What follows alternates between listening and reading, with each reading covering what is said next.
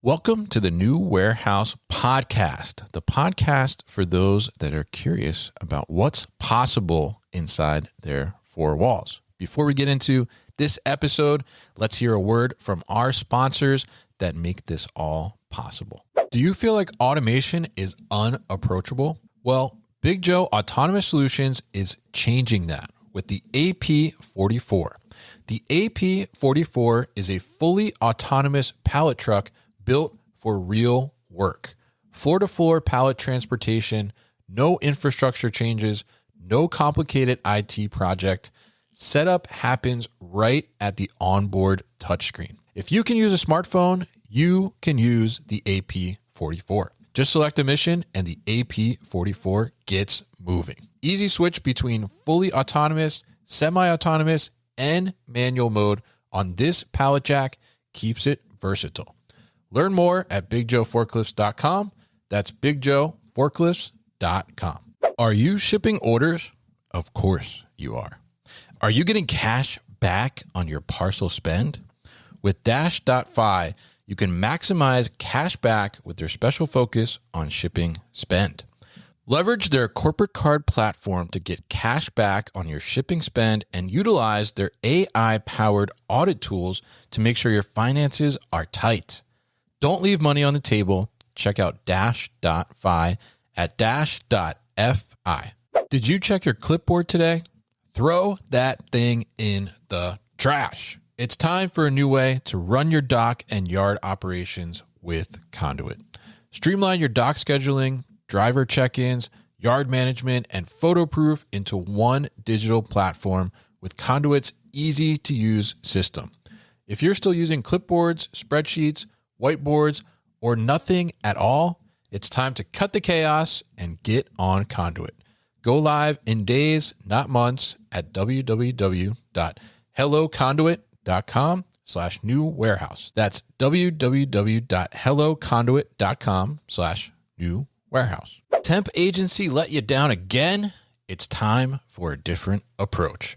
Spotwork is the industrial labor marketplace built for modern warehouse operations. When you need available workers fast, Spotwork lets you post a job and get to hundreds of spotters in minutes. Spotwork's job fulfillment rates are above 95% across 35 markets in the U.S. No agency markups, no long-term commitments, and real human support around the clock. Head to spotwork.co to get the labor you need now, and make sure to mention the New Warehouse for a special promo. Thank you to our sponsors, and now let's get to the podcast.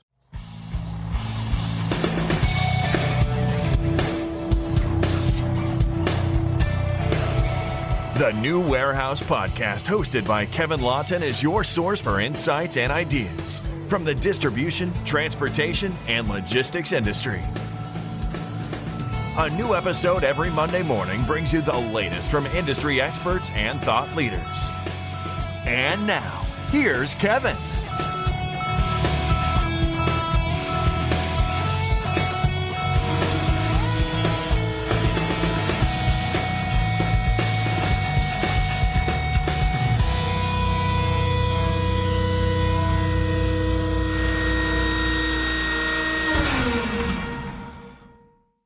All right, we are live here for this live edition of the New Warehouse Podcast today. It's been a little bit since we've gone live, but happy to be back and happy to be streaming on this topic, specifically one that I think is top of mind for a lot of operators out there and a lot of people just in general to see what is going on with the warehouse automation market. And if we're going to talk about the warehouse automation market, there's some people that really know this space, and I've got one of them today with me. That's Rueben Scriven. He is a research manager at Interact Analysis, and this guy lives and breathes warehouse automation. He's fresh off the plane from Automate itself as well. So we're going to talk to him about warehouse automation today. We're going to talk to him a little bit about what's been happening the first half of this year in in 2026. And if you missed it, we talked to him at Modex to get his perspective on that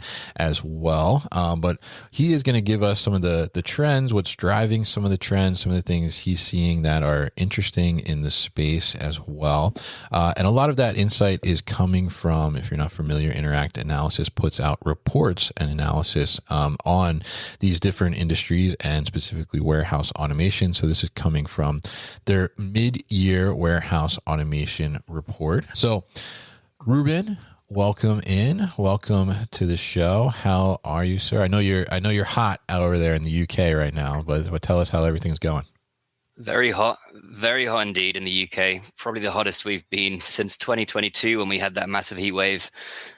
Pretty tired, just straight off the plane from Automate, but would never turn down the opportunity to talk to you, Kevin. So looking forward to this conversation. I think we can go through some very interesting topics. Yes, absolutely. And I appreciate you making the time to talk to us here today as well, especially as you said, I think you told me before we went live here that you're 3 hours ago, you just got off the plane from Automate from Chicago to the UK. So now tell us a little bit about, just to kind of set the baseline here for people maybe that are not familiar, tell us a little bit about Interact Analysis and what it is you all do specifically for the warehouse industry. Yeah, so we've been covering the warehouse industry now for about 10 years. And when I say covering, what we're really trying to do is provide insight and data about what's actually going on in the industry. So translating the trends that we're seeing into actual data. We survey and collect data from pretty much all of the major system integrators, automation vendors, aggregate and anonymize that data, and then publish data such as market sizes, forecasts, market shares, as various other statistics as well around warehouse construction, greenfield versus brownfield, etc. So really trying to provide that clarity to what is otherwise a pretty mysterious market. There's not many public companies at the moment.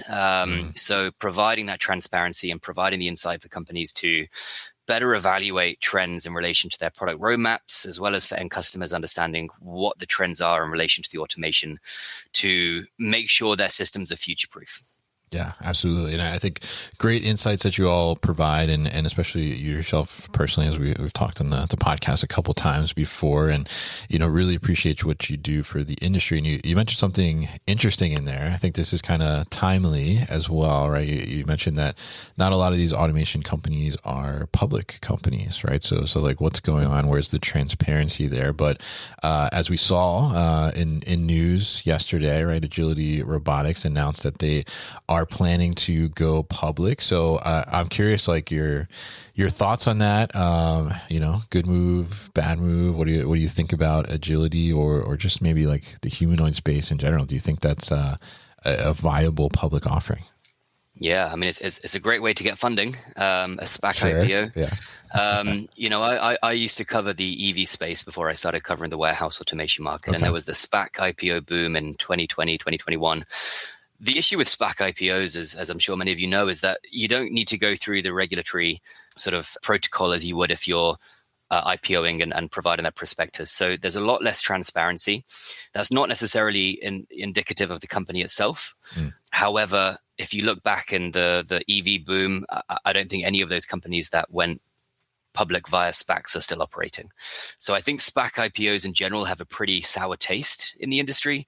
I would say that's independent to my perspective of Agility. I think Agility do an amazing job, I think, particularly under the leadership of Melanie Wise, around focusing on safety and regulation. So this is an industry, particularly outside of China, that will be dictated by regulation, both hard and soft. Until safety is proven out, there will be challenges around insurance. There'll be challenges around specifications. And that's moving at a slower rate than the technology itself. So, for Agility to continue to be successful and to really dominate this market, they need to keep moving forwards on that regulatory and safety aspect that they've, driven so hard towards. I would say my perspective on humanoids is really kind of bullish in the long term, bearish in the short term. There are pockets of growth. I mean, quite frankly, if you look at China, that's a very different story to everywhere else in the world. Yeah. We've raised our forecast significantly for China. There was about 20,000 units expected to be produced this year, up from about 5,000 last year. Sorry, no, I think about 20,000 units shipped last year, and more this year. So it's a very different view depending on where you're looking. In China, there's significant growth, there is incentives, there is government policies such as their robotic strategy, which is really driving growth. Outside of China, where there's more regulatory stringency, I think that we will have a longer period of time to acclimate towards humanoids as some of these factors around safety and regulation really get proven out. I think Europe's in a very strong position here to drive out some of those regulations. You can see that with, the European Cyber Resilience Act and various other initiatives they're introducing, providing that regulatory framework that I think the humanoids will thrive within. But I think in the short term, in the US and Europe at least, we're not going to see this kind of exponential growth rate that you see if you read the kind of Goldman Sachs and JP Morgan reports, which are talking about trillions and trillions of dollar market size in 5 years' time. So I would say bearish in the short term, but in the long term, we are very optimistic.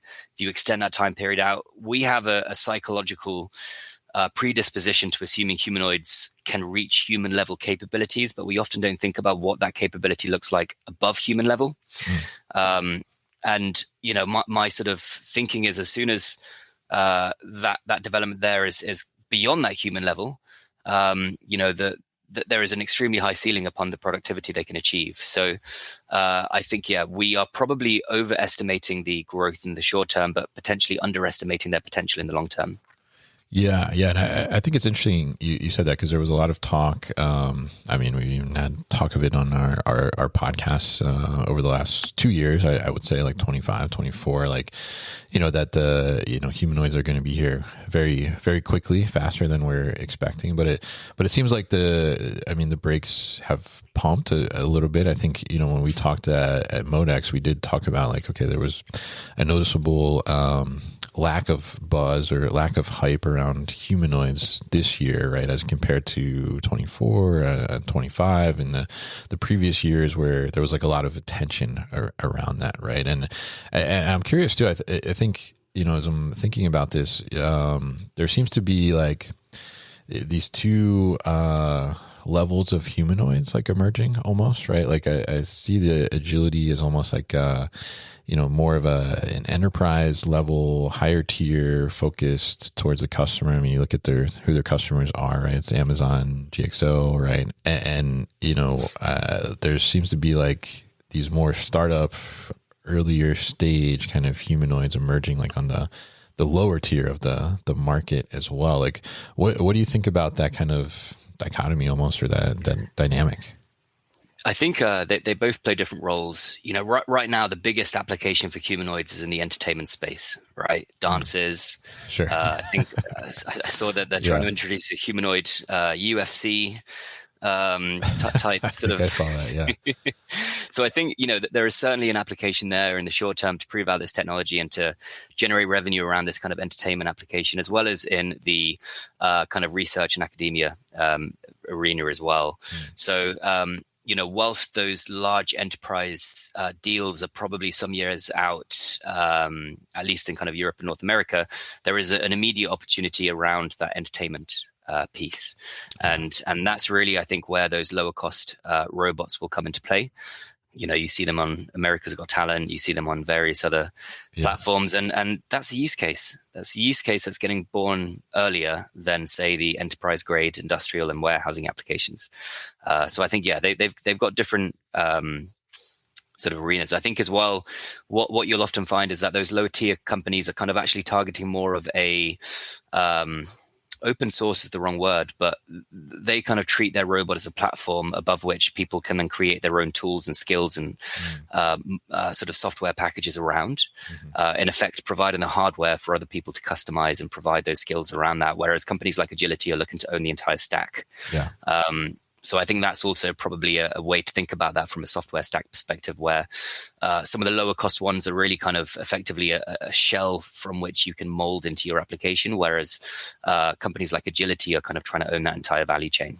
Yeah, absolutely. And I think it's really interesting to see how that's kind of developing. And and if you're listening, would love to hear in the comments like what you think about humanoids. Are you all for humanoids? Are you against humanoids? Think it's a little crazy, a little out there? Let us know, definitely. But we wanted to talk today about some of the findings from this mid-year warehouse automation report that you all put out, and you mentioned a little bit about what interact analysis is and what you all do, and kind of the goal and the mission of these reports and the research that you do. But maybe tell us a little bit for people that have not consumed the reports, or are not typically looking for reports or things like that. Like what goes into creating a report like this, and how does the information kind of come together? Yeah, so the warehouse automation market is a very tricky one to analyze and project because A, there are very few public companies, and B, it's very lumpy. Take the Australian market. When Vitron had several projects there, I think the Australian warehouse automation market more than doubled in size. So unless you know exactly which projects are going on where, it's very difficult to understand what the market size is and where the growth is occurring. So when we do our research, we're really kind of focusing on three data sources. So for the historical data and for kind of short-term forecasting, we really rely on the vendors themselves. So we have about 600-700 discussions each year with the vendors. We survey them as well, and we're collecting direct information from the vendors. And that gives us a really good understanding of what's going on right now, and also kind of what's going on in the short term, because we ask them questions about their order pipeline, where their growth is coming. But that kind of only really gets us so far. What we then need to do is really understand what those long-term growth trajectories are. And that comes from what we define as our penetration model. So our penetration model uses data around the number of warehouses that exist. So we have a huge database showing how many warehouses currently exist, within which countries, what sectors they're in. And then we project that over time by looking at construction rates and various other factors. And with that information, what you can say is right now, what percentage of warehouses are currently automated? So you can get a good understanding. And we define that in this industry as the penetration of a particular technology. So if you say, for example, that the market is 20% penetrated right now, you can look at the trends and themes affecting the market and predict which sectors will have a higher penetration going forwards. So when we think about our long-term forecasting, we're really trying to understand, well, what is the penetration over time? Now, this then kind of bakes in two things. One is the general growth of the warehousing market, and then the other is the penetration over time of that growth. So you're kind of baking in those two data points together to really drive that long-term forecast. But to my point earlier about it being lumpy, to get the complete picture, you've actually got to look at the customers themselves. You've got to understand what Amazon is spending, what Walmart is spending, what Target is spending, and really understand what their supply chain spending initiatives are and how that's affecting the market too. Because if you rely on just one of those sources of information, you get a very skewed perception. Vendors are often more optimistic about market growth, and customers tend to be a bit more pessimistic. So we need to also marry up those stories. You also get regional dynamics. If you talk to American folks about market growth, they're a lot more optimistic than if you talk to German folks about growth. So qualitative insights can only get you so far. So really our job is kind of stitching together these various sources and providing that insight that underpins our growth trajectories. And companies use our data really trying to understand where those pockets of growth are. The market has contracted since COVID. It isn't growing at the same rate as it was during COVID and to a certain extent even before COVID as well. So companies are increasingly trying to find those pockets of growth. Where is the needle in the haystack of a market which isn't growing as fast as it was before? And that's really our job, is to help find those opportunities, but also at the same time understand what those threats are. What are the things coming around the corner that companies aren't necessarily thinking about, to understand where those barriers to adoption might occur as well. So I guess, in short, you can think about us as trying to identify those opportunities and threats through the context of insights and data.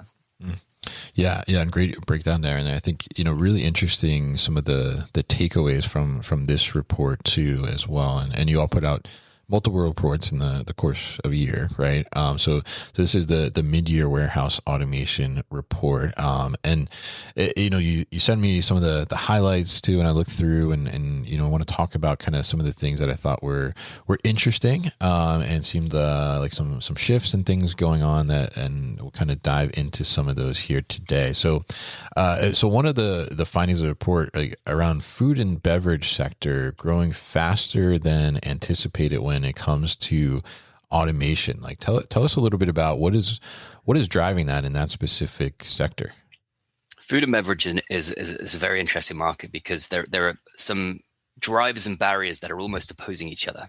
So on the one hand, we're seeing a very big shift in the way calories are consumed in the US with GLP-1 and various other dietary drugs affecting the aggregate calorie consumed. So if you look at it from a production standpoint, how many or how much food and beverage products are being produced, we're actually projecting a slightly lower growth in comparison to what we were predicting before.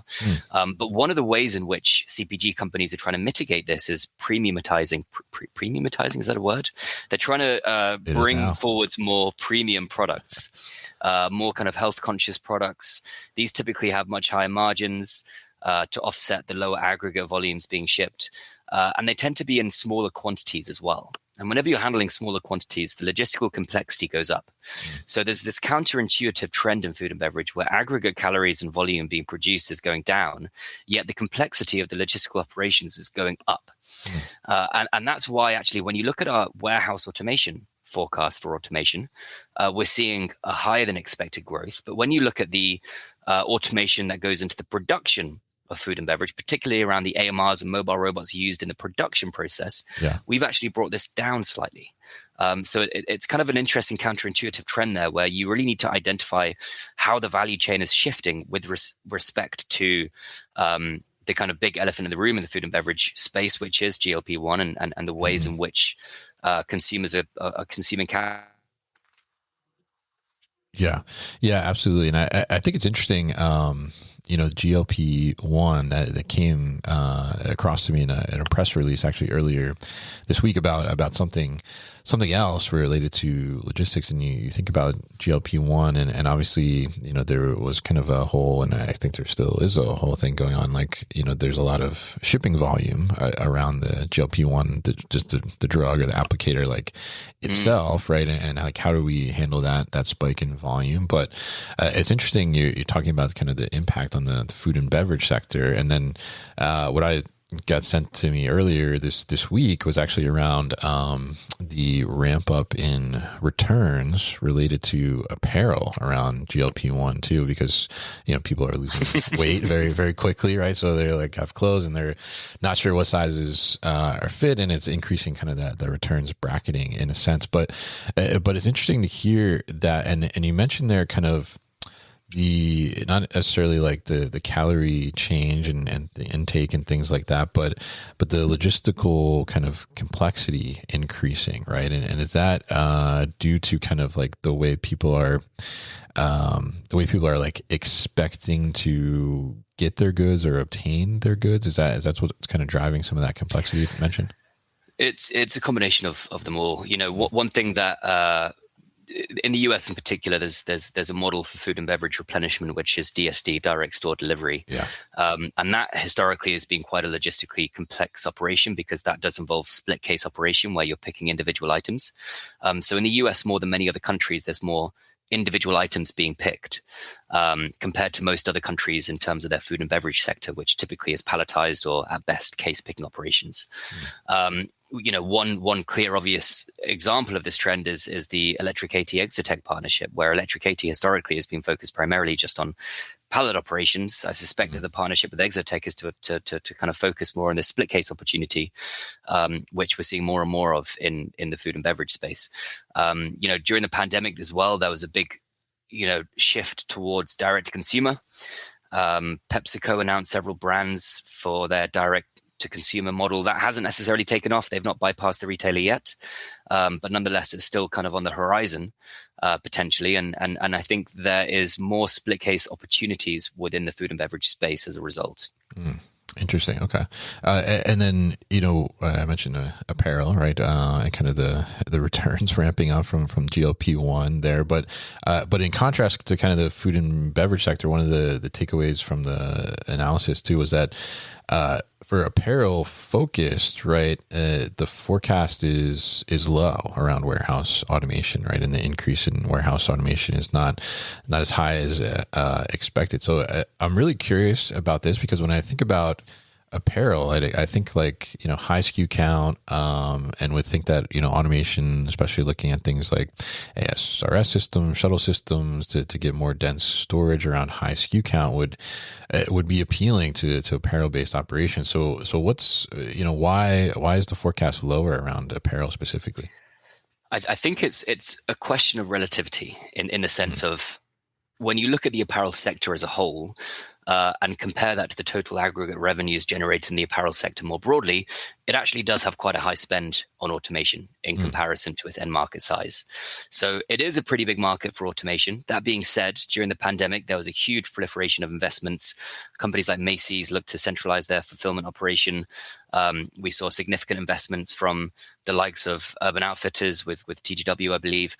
So there was a significant boom in investments. And I would say we're in a kind of a recalibration phase. So part of it is a recalibration phase. I will also say that I think we were just a bit too over optimistic in our previous forecast. So part of this update is us putting our hands up and said that we probably got it a little bit too aggressive. So it's more of an internal shift in our attitudes towards potential growth there. But that being said, even with our downgrade, it's still a very attractive market nonetheless, especially when you compare that to the market size of apparel more broadly. The apparel market, in comparison to, say, the food and beverage market as a whole is significantly bigger than the apparel market. Yet the automation market sizes are in the same, order of magnitude. So I think it's important to put it in perspective with the end market sizes relative to the investments being made. And it's still actually a pretty attractive sector, but we've certainly made a bit of a downgrade in our forecast relative to previous expectations. Interesting. And I'm curious, do you see, since we kind of touched on this, the increase in returns a little bit, I mean, do you see more applications on the apparel side trying to address that high volume of returns that is often quite common on the apparel and footwear really side of things? Returns is a humongous opportunity that hasn't been cracked yet. One interesting litmus test for this is how many requests do we have for insights? And we get a lot of companies asking for insights and returns. So there is definitely no shortage of automation vendors trying to tackle this problem. To the best of my knowledge, there's no solution yet which really kind of solves returns end to end. Now, for this to work, there's going to have to be a combination of vision tech, so machine vision technologies to assess damage, to assess resellability of the products in combination with automation. And right now it's just a very manual operation, having to assess the returns, having to make sure there's no damage, and to the extent of the damage, if it is damaged, and then allocating the returns accordingly. So I think it's a very big opportunity, as you say, but we've not seen a single automation vendor fully crack that code yet. Now, there are, for example, pouch sortation systems, which once you've evaluated the product and actually kind of assessed whether or not it's damaged, pouch sortation systems are very good to kind of recirculate the product back into the buffer. But again, that doesn't solve the issue of the returns itself. It's more a material movement operation there in terms of reintroducing the products back into that buffer space. Yeah, absolutely. And I think it's like you said, it's very manual, right? It's like a very high touch process within the operations. And like you said, it has to be inspected in some way. So it would be interesting to see how people try to solve from that. I think one vendor is coming out soon is a unit that I've been heard kind of like tossed around a little bit, that is trying to, I think, address some stuff in the returns. I know they had like a recent partnership announcement with 2 boxes and things like that. So I'm curious to see what they roll out with too there as well. But you mentioned pouch pouch sortation systems in there as being leveraged for turns in some aspects too.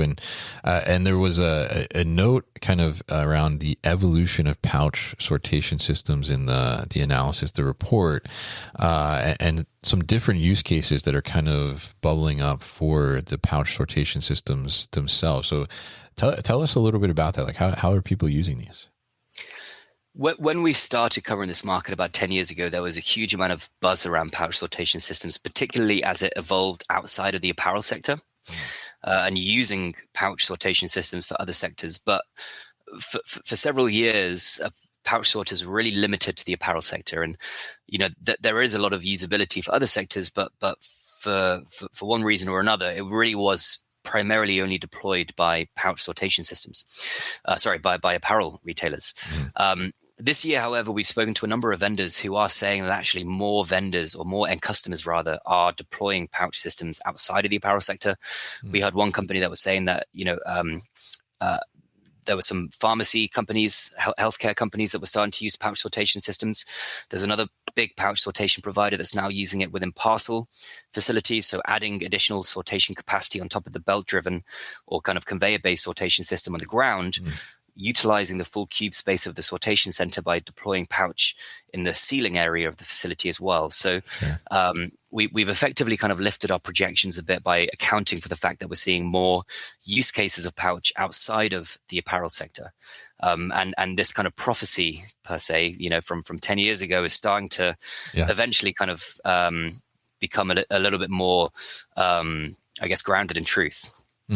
Yeah, that's very interesting. And I guess for people that aren't familiar with the pouch sortation, I mean, it literally is kind of like a pouch, right? That's hanging. And then, as you mentioned, is like on a track and can go up into the ceiling, right? Almost like, sort of like a dry cleaner almost, type of thing, right? To kind of relate it to something. And so obviously, you can put several different things in the pouch, but like you said, it has been utilized for apparel for some time. So it's interesting to see kind of the evolution of like the use case there. And is it primarily driven by the fact you mentioned like the parcel sortation trying to leverage like space above? I mean, is it evolving in that way, you think, because it's like a space utilization play?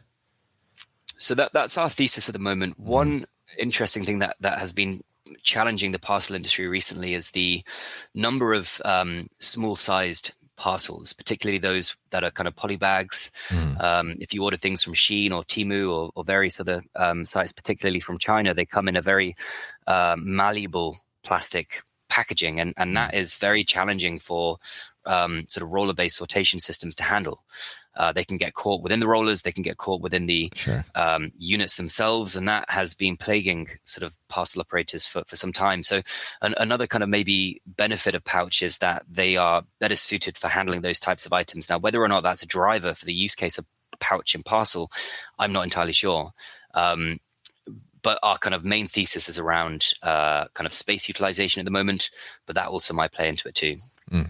Interesting point there around the packaging itself, right? And I guess as the packaging evolves over time, right? I mean, the different equipment we use around that has to change and adapt in some way too, and maybe we use existing equipment in a different way, like the pouch sortation. So that's very interesting there. Now let's talk a little bit about the 3PL sector, right? Because on the 3PL sector, you all noted that there's notably kind of high growth around warehouse automation in the 3PL sector. And I'm starting to see some of this too myself as I'm talking to various 3PLs and how they're kind of adopting automation, robotics, and things like that within their operations. But I'm curious, like, what is driving this high growth? Because I feel like there was quite a long period in time where many 3PLs were on the fence around automation, specifically like robotic solutions, because of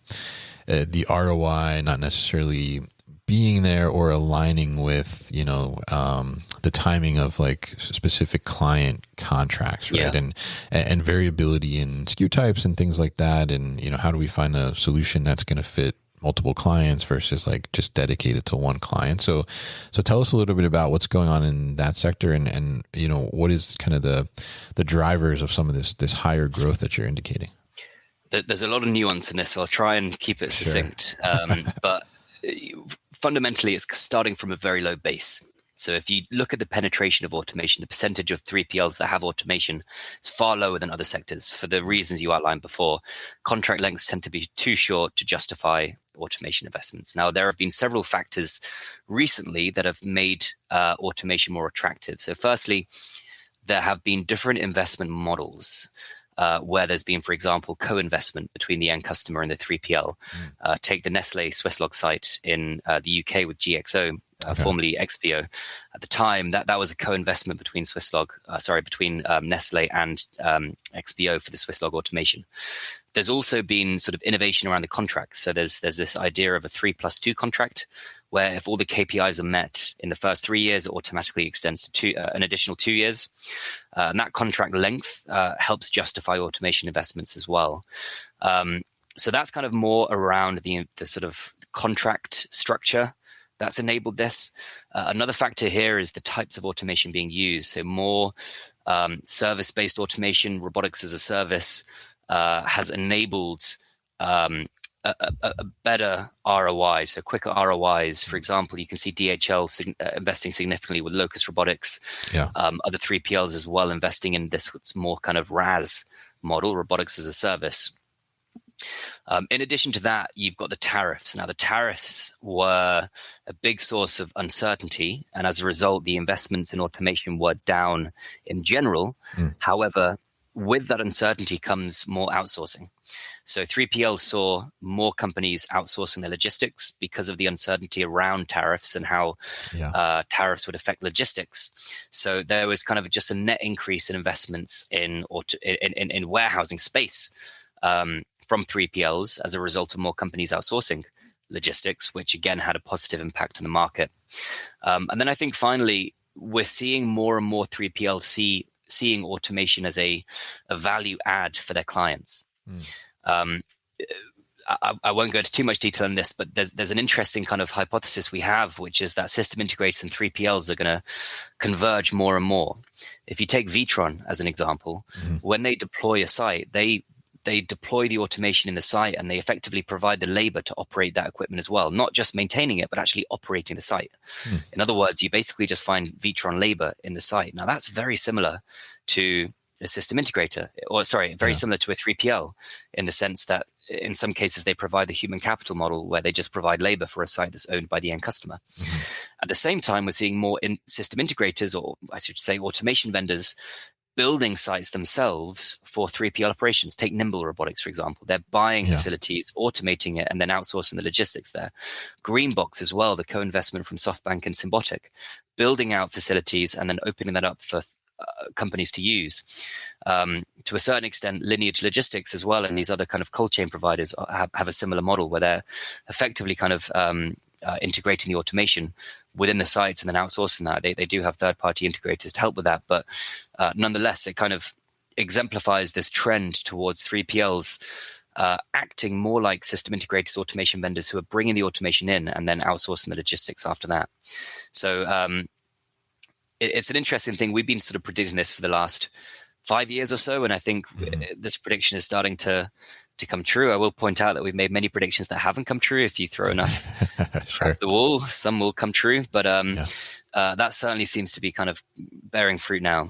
Yeah, it's interesting. And I think that, the model that you touched on there around, sort of system integrators or I guess automation providers, like taking the route of, okay, like we're going to stand up the building and put our systems in place and then run it and then offer it as 3PL service, essentially like Nimble did. And I think Exol, right? Exol is doing like similar thing now, newer to the market in a way too as well. And those types of things. And it's interesting to see that. I mean, do you think in those cases, is that like a way for them to prove out their hardware, software, their offering, I guess, in total, before they actually kind of go to market and sell it to others? Because I think what's the company like Fabric, right, did kind of similar model, right, where it was like, all right, we're going to do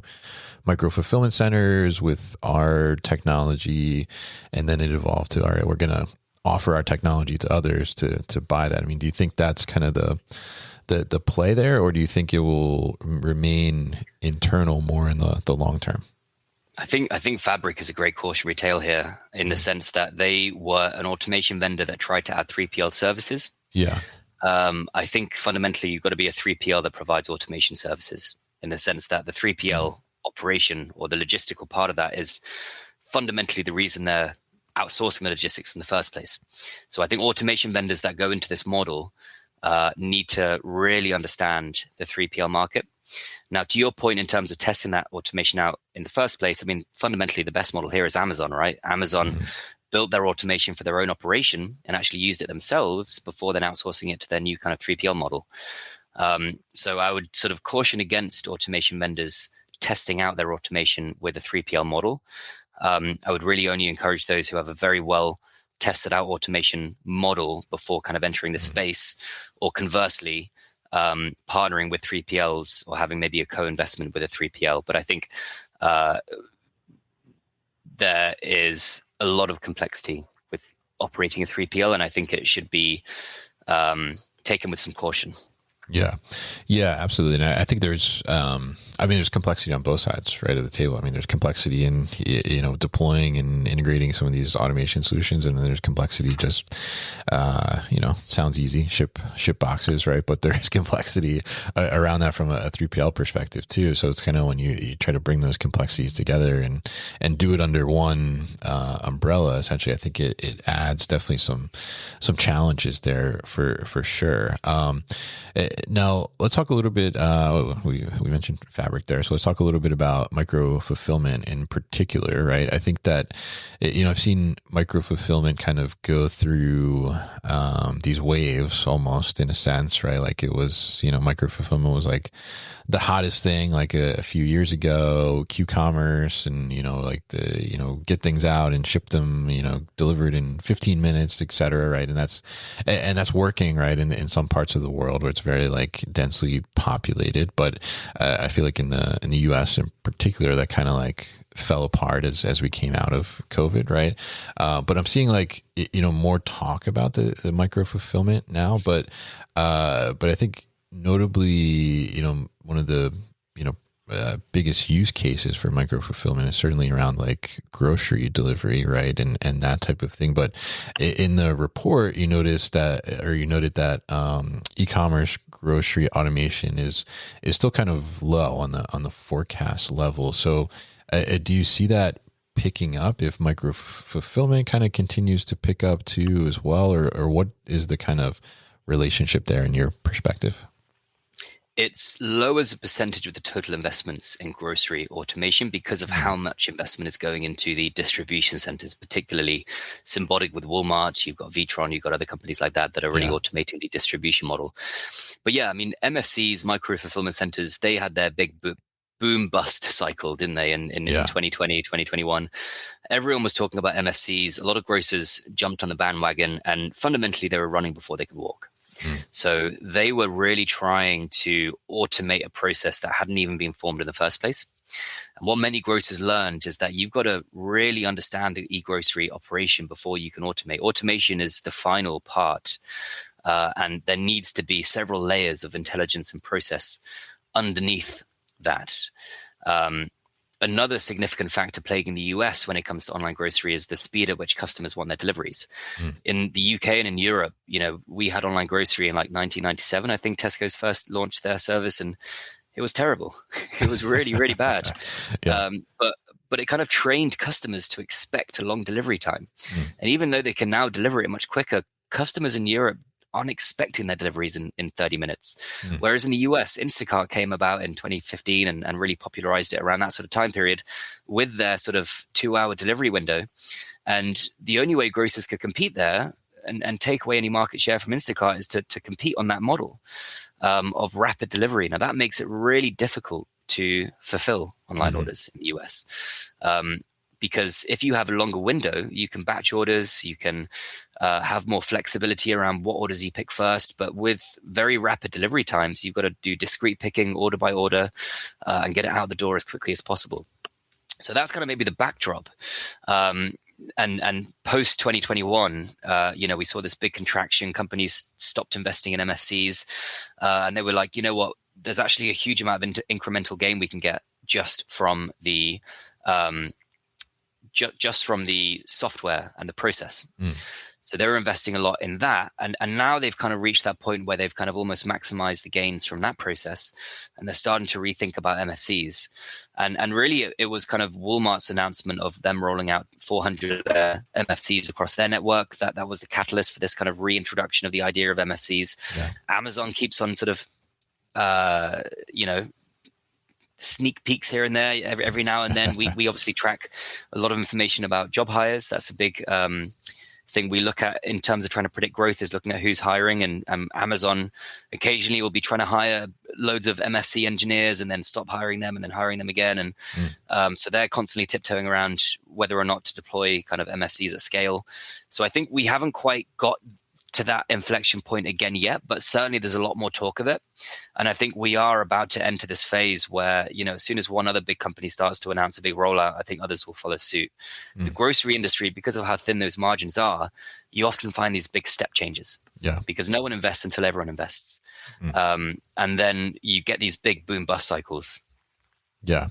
And I think it's interesting to see, right? I think it's very interesting too, because you mentioned, Amazon, right? And obviously like an MFC to Amazon is like a decent sized warehouse to some 3PLs that are out there, right? So it's very interesting to see kind of like the variation in that, right? But I think, one of the kind of differentiators in MFC versus regular fulfillment center, distribution center, right, is kind of like proximity to customer, right, in a sense. So it's interesting to see kind of like how it's kind of gone up and then down. But you had an interesting point there where it's kind of like, okay, they hadn't really fleshed out like process and software, you mentioned, like ahead of time. So they pulled back and, okay, let's invest in that. So I'm curious, in that regard, we're seeing obviously like this explosion of AI solutions on the software side, and AI for this and AI for that all over the place, right? Do you see that with implementation of AI into some of these warehouse operations, is that slowing down the pathway to automation, like physical automation and robotics, because people are now seeing that they can do further optimization via some of these AI solutions, whether it's internally doing their own thing or getting some other software solutions that are more capable now than ever, really? It's a good question. Does the growth of AI software effectively displace growth for physical automation? We've not seen that. And from the companies we're talking to, the end customers we talk to, we don't see that either. Or we don't hear that, rather. So it is an interesting trend. We're not seeing that at the moment. AI is such a buzzword, and quite frankly, I hate the term. And we try and think about it in terms of different categories of AI. We break down AI fundamentally into sort of four main categories. There is vision and inspection, so using vision data in order to analyze information and come up with solutions on that end. There is machine learning that can be used to take a large amount of data and make good decisions off the back of that. That can either be around predictive maintenance, or it could be around orchestration and task allocation. There's physical AI, using VLAs or world models or other types of foundation models to enable AI through physical systems, primarily robotics. There's natural language AI, LLMs used for natural language interrogation. You can ask the AI, what are the orders going out today? What are the biggest limitations to my operation right now? And that kind of also bleeds into agentic AI as well. So those are the four main categories we think about AI, which is just to kind of summarize there: vision and inspection, machine learning, physical AI, and natural language AI, LLMs. And really kind of each of those categories has a different trajectory. Right now, we're seeing kind of the strongest uptake in the short to midterm around vision and inspection. Yeah. That seems to have the most tangible effects on real value being added. But that's not to say that these other areas of AI adoption aren't happening as well.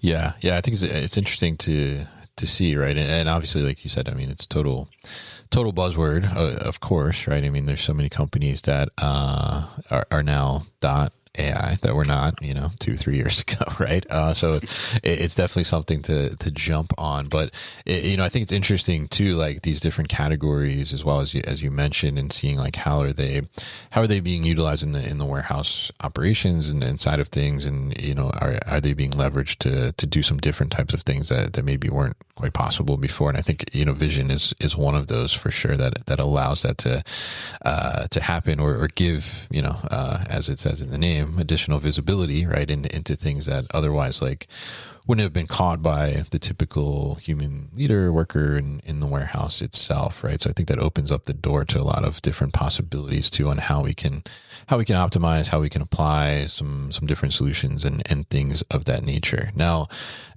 tell us a little bit about, because there seems to be kind of a rise, I would say, in the last, at least in the first half of this year, I think for sure in the last year or so, around piece picking, kind of specifically from robotic arms and robotic different applications. I mean, we see like BrightPick, obviously, came out with the grid picker that has the piece picking on top. They've been doing piece picking through the auto picker.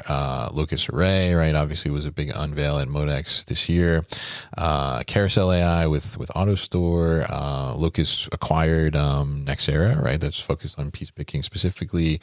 C-React doing some interesting things, big kind of push into the US market, and then No Magic 2 as well. So tell us a little bit about what are you seeing on the piece picking side? Because I feel like that has been such a thing that people want, obviously, to tackle, but the percentage of or ability to pick a high percentage of SKUs and products hasn't quite matched up to be able to make it as viable for the masses. So tell us a little bit, like where are we at with piece picking? Yeah, I think to understand where we're at, you've got to understand the history, right? So I think from 2015 through to 2020, around robotic picking, everyone knew that this was the final frontier of warehouse automation. The final thing to automate was actually the manipulation of the items. There was a lot of hype and buzz in that period, and then this was turbocharged during the pandemic. And we actually saw a fair amount of deployments during the pandemic, especially as we were seeing more greenfield warehouses being built, more robotic picking deployed in there. But then followed on from 2022 to about 2025, that growth started to really kind of stagnate. There was still interest, still buzz. You would go around to every trade show and every booth had a piece picking robot there. But a couple of factors here. So, a few companies went into some financial difficulties. There was Covariant as well that got quasi acquired by Amazon. And I think that led to a bit of uncertainty in the market, more sort of scrutiny on these companies as they were figuring out whether they were going to be a going concern or not. And then I think we're at a bit of an inflection point at the moment. And I think two things underpin this inflection point. Firstly, we're seeing a lot more integrated systems where the robotic arm is integrated into a wider system natively, rather than kind of being an afterthought. So, I mean, take Ocado with the on-grid robotics. You've got the mobile manipulators like BrightPick and Locus. AutoStores coming out with their native Verse AI port. So there's a lot of systems which are now really kind of natively integrating robotic picking into the operation itself, rather than kind of stitching a robotic arm at the end of a workflow. And I think it's that kind of integration of the robotic picking into the wider system, which is fundamentally having the biggest kind of effect on adoption, or at least kind of that's our kind of thoughts around how this is going to affect the market. I think I spoke about this last time I was on the show, but we did a big survey with end customers about 6 months ago, where we were asking several questions. One of them was, what is the biggest barrier to adopting automation? And to our surprise, the biggest barrier was integration complexity. It wasn't budget, it wasn't cost, it wasn't ROI, it was integration complexity. And I think that is even more kind of pressing when it comes to robotic picking. Now, take the complete opposite end of the spectrum, and you've got the trailer unloading robots like Boston Dynamics. You've got Pickle, XYZ Robotics, and this segment has been growing phenomenally in terms of that kind of robotic picking aspect. And one of the big drivers here is that there's no integration with the WMS. You just move it to the port or to the dock, and then it does its magic, and you don't need to integrate it with the wider WMS. So I think that is another kind of maybe bit of a natural experiment there to highlight that when there isn't that integration barrier, there is huge amounts of adoption, or at least kind of significant growth. So I would say kind of this lack of integration, or rather kind of this fuller integration of the robotic picking into the wider system is this catalyst that we're expecting to kind of really drive the market over the next few years.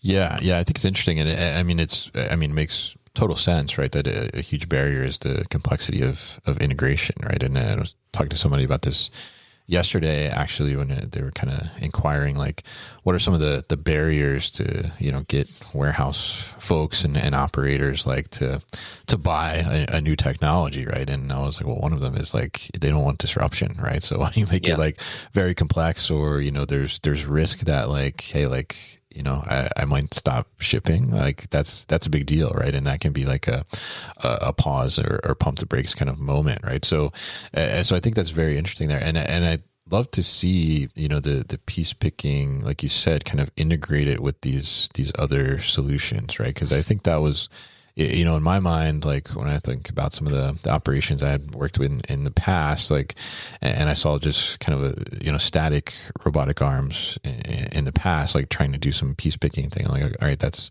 it's interesting. It's cool. But like, if it's static and not mobile and, not moving to like where the work is on its own, then that seems like it adds a layer of kind of complexity, right? Like, how do we get the product to the arm versus like, all right, let's, because the human, right, goes to the product, like, let's get the arm to the product in a sense. So it makes a lot of sense there. Yeah. And it changes the economics of it as well, because when you think about, traditional automation, that's really about how much labor can you reduce. You might say an ASRS can pick, have 600 presentations per hour, whereas if you're doing that manually, it would be 100 picks per hour. So the calculus is always about comparing what the manual operation would have been in comparison to the automated one through the context of labor. Whereas this is really kind of changing the equation to what is the throughput per square meter. If there's no human in the loop at all, or at least kind of when it comes to picking the items, it's a fully kind of self-contained autonomous system, then that equation changes, and you've got to think about your ROI and the metrics from which you're evaluating the systems in a different way. Quite frankly, it's kind of too early on for us to really kind of come up with a good position on this, but we're constantly thinking about what is the best way to think about ASRS systems now with this new information. What is the best measure? What is the best unit metric for analyzing this? And we haven't figured out the right answer yet, but we're very much kind of focused on how the unit economics are shifting as you kind of go towards this more fully autonomous picking scenario. Yeah. And I think that's interesting too. You mentioned kind of like the unit economics and like, how does this make sense, and what are the right factors to put into that now, right? And I was with somebody, to a CEO of a large 3PL, a few weeks ago, and they said something pretty interesting. I thought they were like, I'm interested in these solutions, and like, I just need them to break even, because I know the technology is getting there, but basically saying like, but I don't want to be waiting when the technology hits, right? Like, I want to try these things. Like, I don't necessarily need like a full on, positive ROI. I don't need to generate like profit off of it. Like, I just need it to break even, because I know that it's going to get there, like down the line, which I thought was pretty interesting. So, so really interesting kind of perspectives here from you, Rueben, on this stuff, and we'll kind of close it out here on these thoughts of.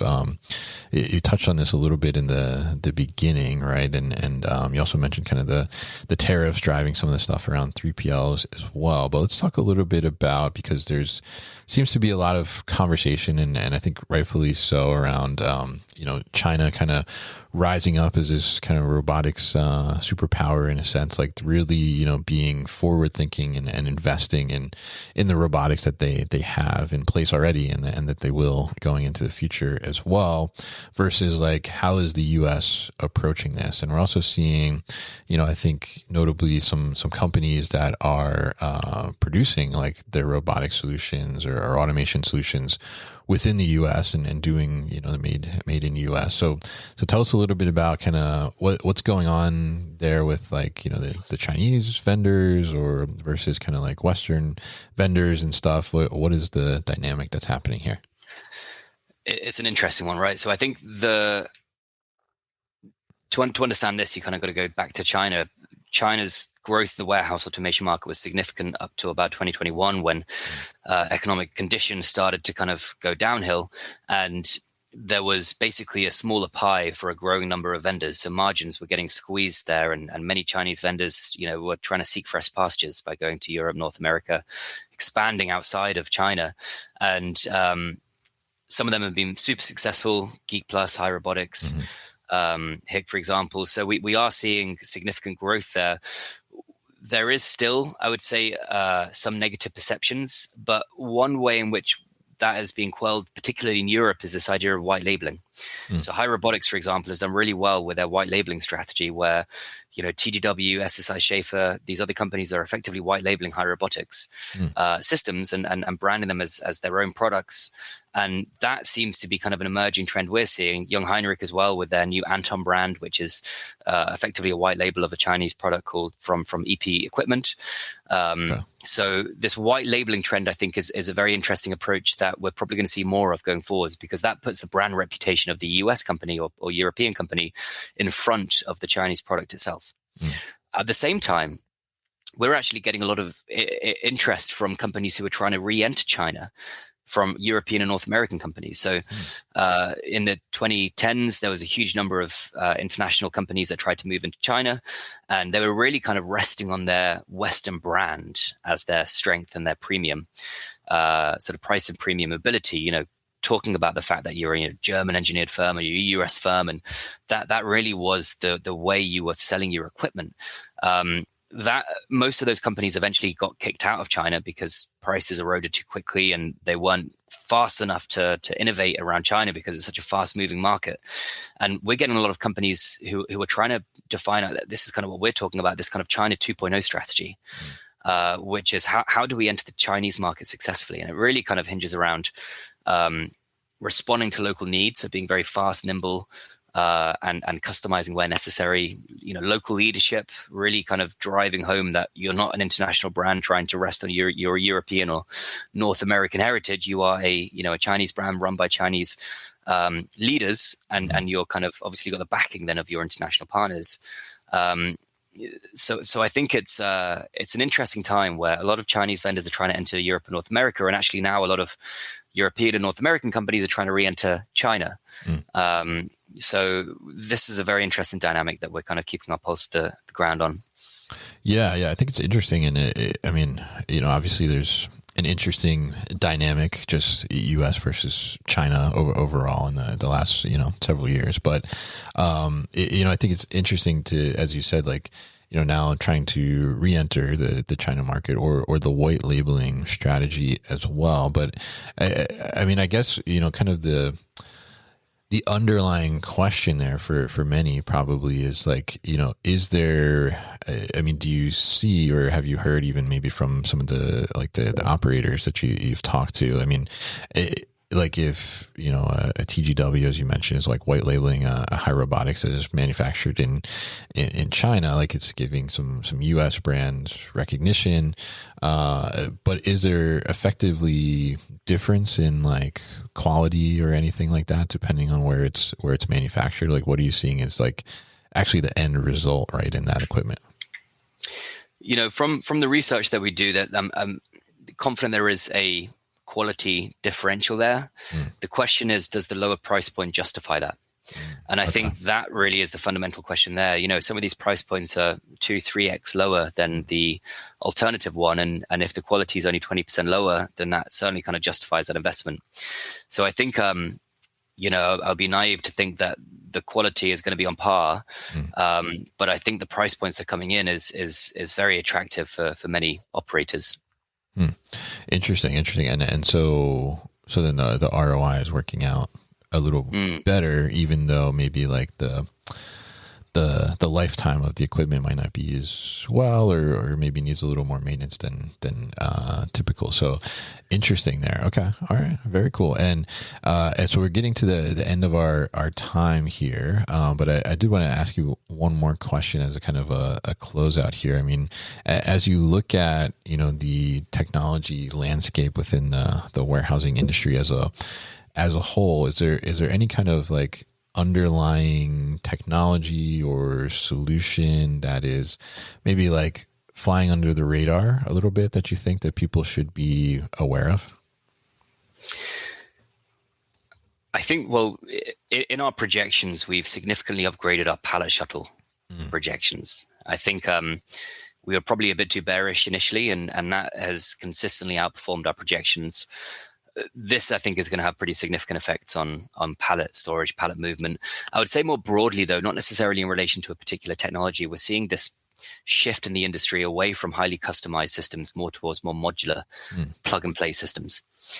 10 years ago, an automated system was highly customized. Steel was bent for that particular project. Right. Code was written for that particular project. And now we're sort of getting to the point where these systems are a lot more modular, a lot more standardized. And this is changing the nature of the system integration business. Before, the value that system integrators brought was bringing the right competencies at the right place at the right time, bringing the mechanical, electrical engineers there, and the software engineers all in the same place. But now companies like AutoStore, Exotech, OPEX, these types of companies are building these highly pre-designed, pre-built configurable systems where the integrator is configuring them rather than kind of customizing them. And that kind of shifts the value proposition of system integrators away from being pure engineering firms more towards kind of software orchestrators who are orchestrating these highly configurable modular systems. So I'd say, not necessarily a particular technology, but the way in which that technology is built and deployed is shifting. Yeah. And I'd imagine, moving towards more of that almost standardization in a sense, and that modularity you're talking about, it helps it to kind of lower the barrier from a cost perspective over time. Exactly. Right? Yeah. Exactly. Yeah. All right. Well, very interesting talking to you today here, Rueben, and appreciate you joining us, especially after just coming off the plane and, dying in that UK heat wave over there as well. So if people are interested and they want to dive into this report or any of the other reports from Interact Analysis, what's the best way to get access to those? Yeah, so definitely reach out on LinkedIn if anyone has any questions about our research. You can also email me at rueben.scriven@interactanalysis.com. We love talking to people about the market. If anyone just wants to have a discussion about the trends that we're seeing in the industry, we'll be more than happy to do that. So by all means, certainly reach out. All right. Fantastic. And we'll definitely link to that in the comments as well here after the stream. So Rueben, thank you once again for joining me today and for the discussion.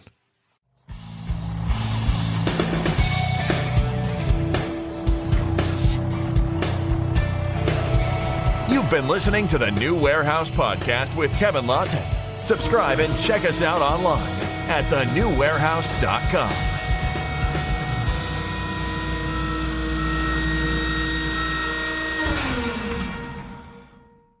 Enjoyed this episode? Make sure you are subscribed to the podcast, and for more content from the New Warehouse, find us on LinkedIn and YouTube. Links to subscribe can be found in the show notes, and for everything The New Warehouse, head to thenewwarehouse.com.